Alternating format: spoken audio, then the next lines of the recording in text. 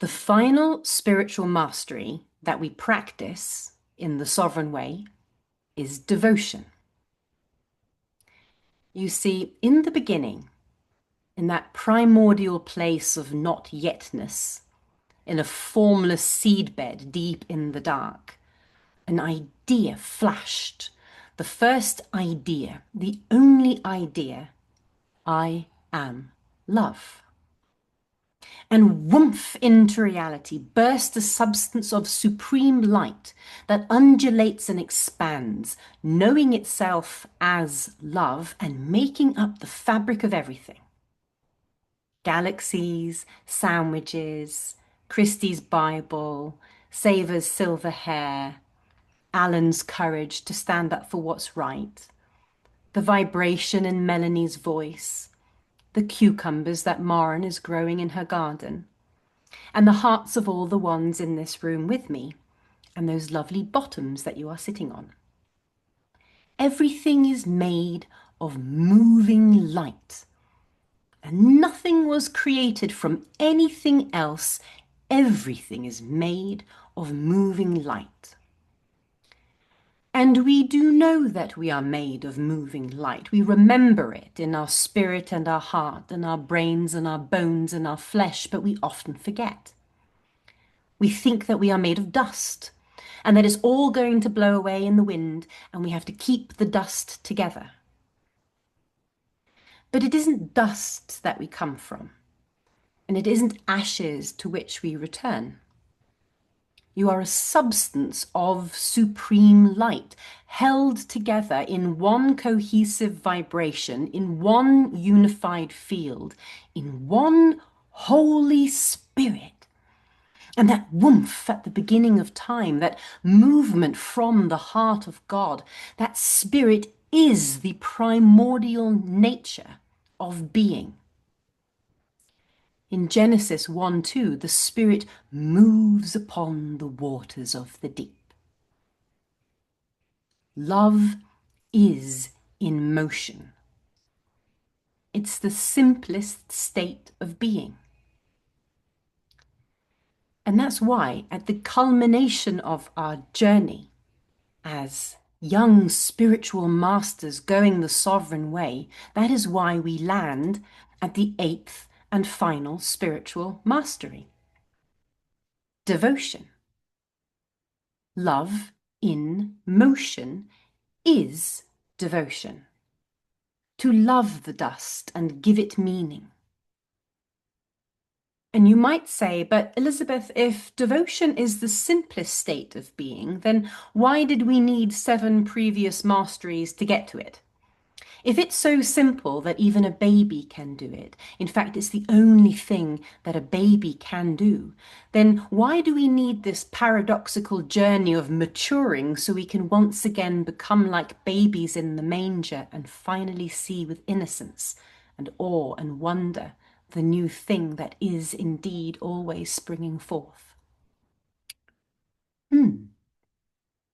Why indeed? Do you remember when you first awoke to the truth, when you first awakened, and you went, oh yes, I am light. Spirit is very much alive. Well, that was just the beginning. And let's look again at the journey that it's taken to get you here to devotion. The first mastery in the sovereign way, remembering in the first place that love is our only true nature and that real life begins there. And if idea precedes movement, which precedes manifestation, if I put love first, then love will manifest in my life. Oh, yes, I remember. And then the second mastery, recognizing when we're not in love. Aha, this is a structure or a system or a story or a paradigm or an ideology or some other reason why I'm not willing to put love first. Which guides me to the third mastery, releasing those things that prevent me from seeing the love that is always present and always springing forth in abundant measure, because life is always life becoming. The woomph is always in motion. forgiving myself and everyone else for our incapacity to ever be perfect in an ever-changing fabric. Mercy. And to hold that mastery gives me access to expansion, the fourth mastery in the sovereign way, to ride this becoming and to hold greater measures of God's love for his beautiful creation, reaching beyond our comfort zone, rising over overwhelm and being willing to love evermore. And so the fifth mastery, genius, helps to prepare us to synthesize and formulate entire new realities that manifest when you love evermore. Imagining with awe and wonder what new possibilities and configurations might bring forth elevated ways of connecting with others and growing together and being present to those things forming. Which qualifies us for the sixth mastery, alchemy. Alchemy lets you bring this love into fields that others might not dare to enter into, knowing well that you'll transform and sanctify all things through love. Deep inner wells and outer fields of energy too, authorizing love to restore all things back to God and turning water into wine. Now you don't have to fear low vibes anymore because you know love is sovereign. Now you're free for the seventh mastery, adventuring, which gives you the courage and the provision to surrender to wherever the river of love may go, wherever that primordial movement of supreme light may go and may grow. You know that you are free to participate because you are equipped and sovereign to love. Things change and you have complete freedom to move. So with those seven masteries in your bones, now you are completely free. But for what? Why? What's the point of it all? Well, the eighth mastery in the sovereign way is devotion. Love in motion. Love, God is love, and God is with us in motion. So as an esoteric idea, that sounds very comforting and very lovely. But as a practice, as a practical realization of the metaphysical dynamics of creation, to be love in motion is to manifest the kingdom. And I used to think that this devotion had to be explosive and passionate, like 15th dimensional ecstasy or transcendental peace or outrageous miracles and manifestations and stuff. Or like really well structured, like well-oiled mega ministries or multi-million-dollar businesses or philanthropic plans. And I had to personally twist my spiritual growth up into some grand vision of doing great good. But I've come to experience devotion as very small and very simple and ever present. To simply love the dust and give it meaning. To see the new thing that is springing forth.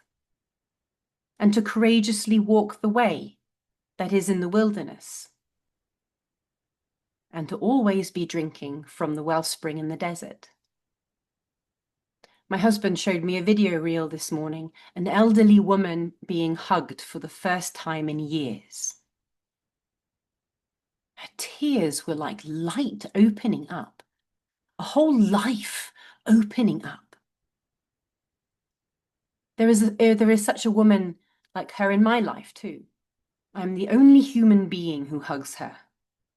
And there aren't many people in her life, and the few that she does see in a week are repulsed by her presentation. And they don't hug her.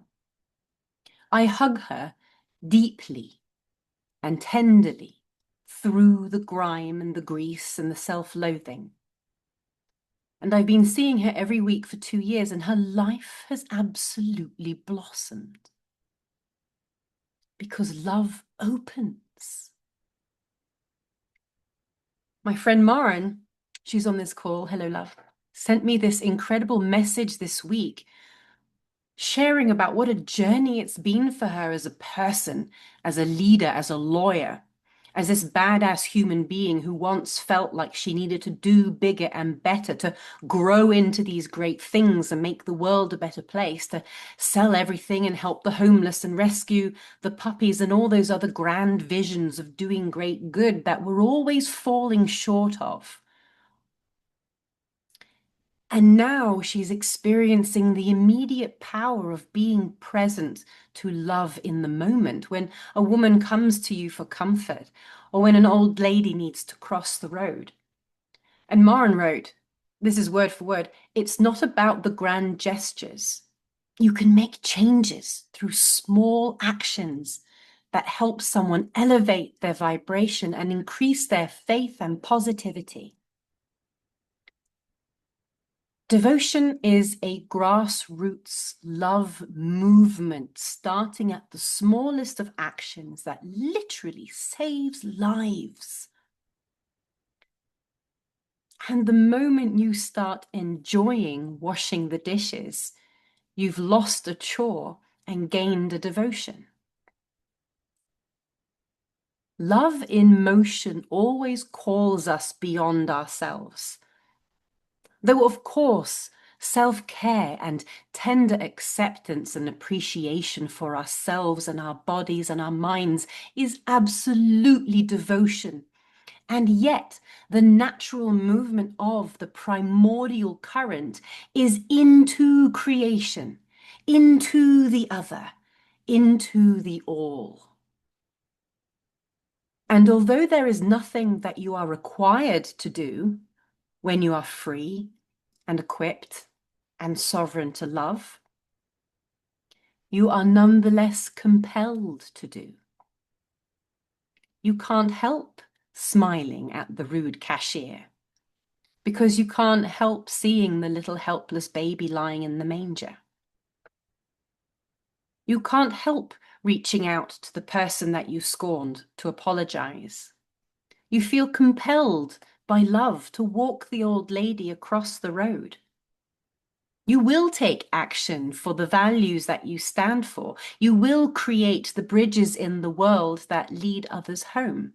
And your legacy may be big or small in worldly terms, but the wake of light that you leave as one who lives in devotion, that is immeasurable. The wake of beauty that you leave as one who lives in devotion. Do you remember the verse that we began our series with all the way back 16 weeks ago when we opened this inquiry and this thought experiment to how do I be sovereign in the world? What manner of men ought we to be? What is it to hold the mantle of sovereignty? What masteries must I take on and embody in my bones that I can be one who can always say yes to the Lord? I do behold the new thing that you are creating. Do you remember what verse that was? It's Isaiah 43:19. Good, I see some of you nodding. Behold, I am doing a new thing. Do you not perceive it? Now it springs forth. I am making a way in the wilderness and a wellspring in the desert. Oomph. Love is always in motion. And what a supreme privilege to be one who not only perceives the new thing springing forth, but who confidently walks the path as a wellspring in the desert. As someone who has a cup to hand the thirsty wanderer. What a privilege. What a privilege to love. In the beginning, there was a burst of supreme love that became the fabric of everything, and it hasn't stopped moving since. Love is in motion. Go ahead, Christy.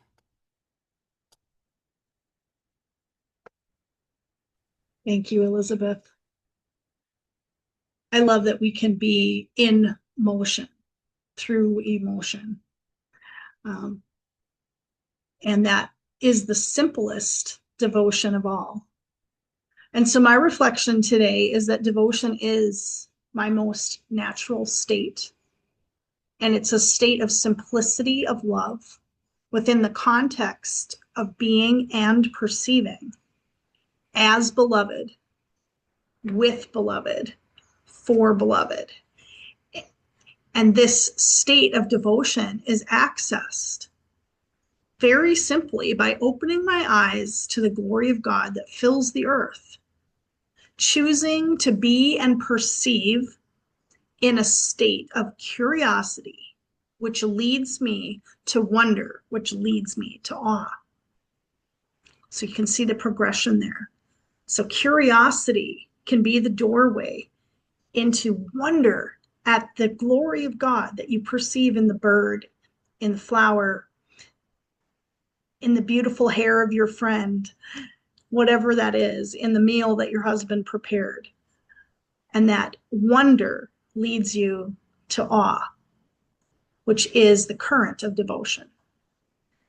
So the Greek word that I want to dig into today, and I'm going to show you where to find it.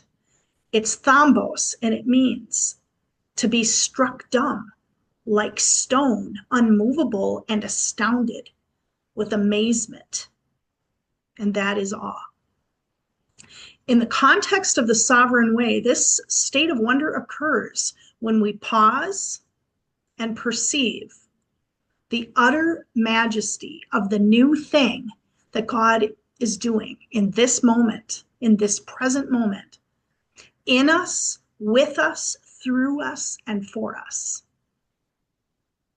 Selah, Selah, which means to pause and perceive. So here's some instances in the New Testament where this Greek word, thambos, which by the way has Sanskrit roots, which means to be of stone, unmovable. Here's 3 instances in the New Testament. In Luke chapter 4, in the story of Jesus as he was in his ministry, so between the ages of 30 and 33, the people were amazed. They exclaimed, "What authority and power this man's words possess! Even evil spirits obey him, and they flee at his command." So that word amazed is the same word for wonder and awe. In Luke 5, it's a story about the fish that jumped into the net. We talked about this in one of our previous teachings. And Peter was awestruck by the number of fish they had caught, as were the others with him. He was awestruck. What a cool word. And then in Acts 3, after the gift of the Holy Spirit was given and they were all baptized in the Spirit of God, in the Spirit of Christ, there was this beggar who always was at the gate beautiful, which is one of the gates that leads to the temple. And he was lame, and he was always there begging. When they realized that this man they saw, this healed man, completely whole and healed and walking, was the lame beggar that they had always seen at the gate beautiful, they were absolutely astounded. So that's Acts 3:10.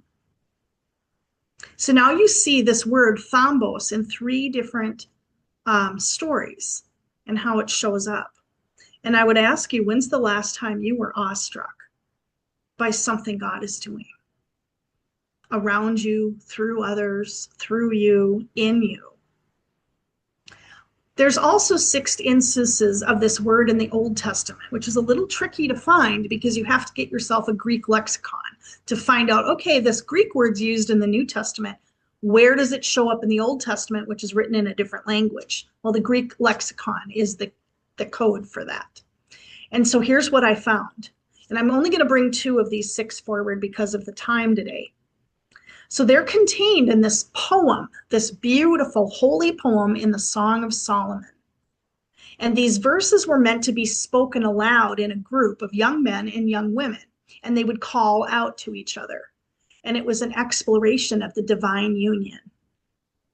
Selah.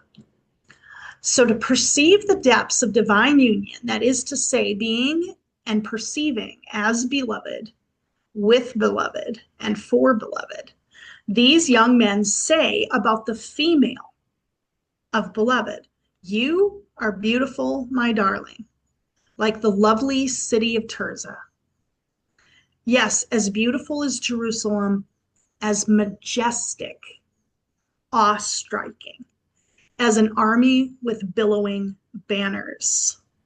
So these young men in this poem are comparing the beauty of a woman to the beauty and majesty of a powerful army advancing on a city with billowing banners. And in verse 10, they go on to say, who is this, arising like the dawn, fair as the moon and bright as the sun, as majestic as an army with billowing banners? So that was Song of Solomon, chapter 6, verses 4 and 10. And again, we're talking about the Greek word thambos, which means to be struck dumb, like stone, unmovable, and astounded, awestruck with amazement. Now let's get into what can you do to activate devotion in your life? You've been given a few clues with these scriptures. Let me give you one more. The Apostle Peter, that first century wild young man who was a fisherman, naked half the time in a boat, catching fish out on the Sea of Galilee, and he left everything to follow Jesus. Later in his life, he wrote several letters, and you can read those letters in the books of First Peter and Second Peter. So that's his first letter and his second letter. He talked about this state of incredible wonder that we have access to even now, even as Jesus is absent in the flesh, which meant a lot more to Peter than maybe it does to us today, because he walked with him and Jesus was his friend, his teacher, his master, and became his Lord and Savior. Peter said, you love him even though you have never seen him. So he was speaking to a group of people who had never seen Jesus. They weren't even Jews. They were Greeks or Romans. And though you do not see him now, you trust him. And here it is. You rejoice with a glorious, inexpressible joy. I brought that from the New Living Translation. That's 1 Peter 1:8. And I really love the Poetic King James translation, which says, you are full of joy unspeakable and full of glory. So that is that state of wonder. To activate your devotion, I recommend that you read that first letter that Peter wrote in chapter 1 in its entirety. You'll get an entirely deeper understanding of the process and the state of salvation that we wonder at from the perspective of that curiosity, wonder, and awe. It is astounding.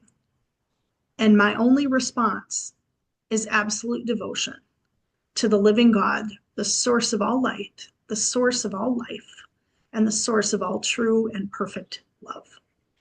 And with that, Elizabeth, I hand it back to you. Wow, thank you. Thank you, Christy. You are full of joy unspeakable. You are full of glory. That is indeed the state of being and the experience in devotion, that of a beautiful new baby born into a manger, the simplest state of being, the simplest of all the spiritual masteries, and the most advanced for a maturing sovereign master walking a strange and tumultuous path in life. And here you are, though, at the end of that thought experiment, that journey, once again sort of remembering, settling into the simplicity of who you really are and how your life is forming around you and where your purpose is calling you up and out.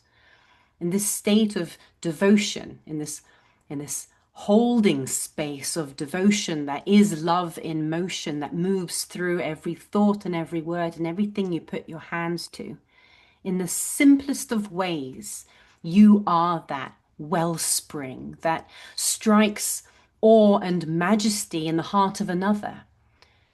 To be beheld by another and for someone to say, that is someone who is walking full of joy unspeakable. What kind of comfort can it be that they walk in? What kind of peace is this that they hold? What kind of faith and life could they be experiencing to be able to bring forth love in this moment and in that? That is the wellspring that you are, someone who wakes up the wonder in another. And that's really the heart of devotion and the heart of the truest spiritual life.